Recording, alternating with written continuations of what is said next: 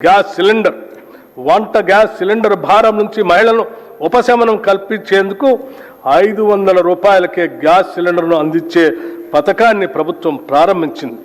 ఈ పథకం కింద రాష్ట్రంలో 42,90,000 కుటుంబాలకి లబ్ధి చేకూరింది.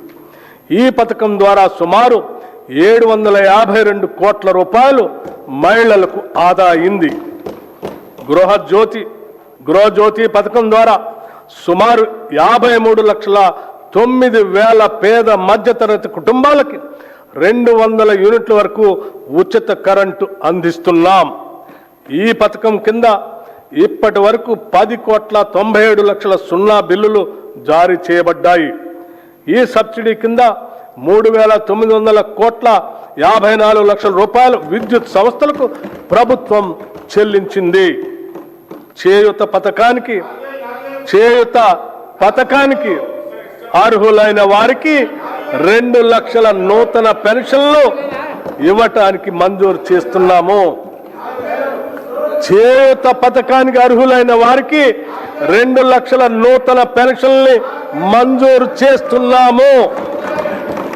రాష్ట్రంలోని ఐకేపీ సంఘాల్లోని 1 కోటి మంది మహిళలను కోటీశ్వరం చేయాలనేది మా ప్రభుత్వ సంకల్పం.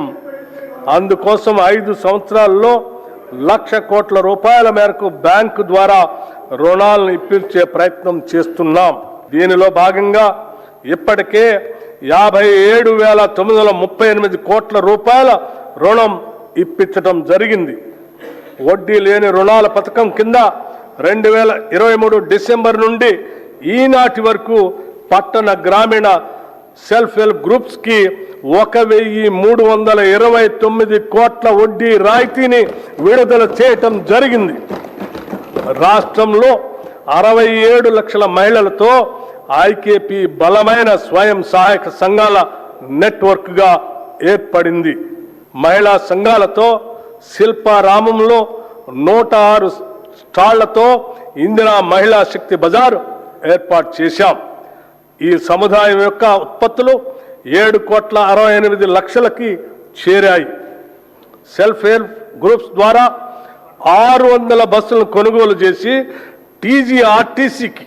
టీజీఎస్ఆర్టీసీకి అద్దెకి ఇవ్వటానికి ప్రభుత్వం నిర్ణయించి మొదటి దశలో 177,84,00,000 రూపాయలతో 494 బస్సుల్ని కొనుగోలు చేసింది. నారాయణపేట మరియు సంగారెడ్డిలో 2 పెట్రోల్ బంకులు ఏర్పాటు చేశాం.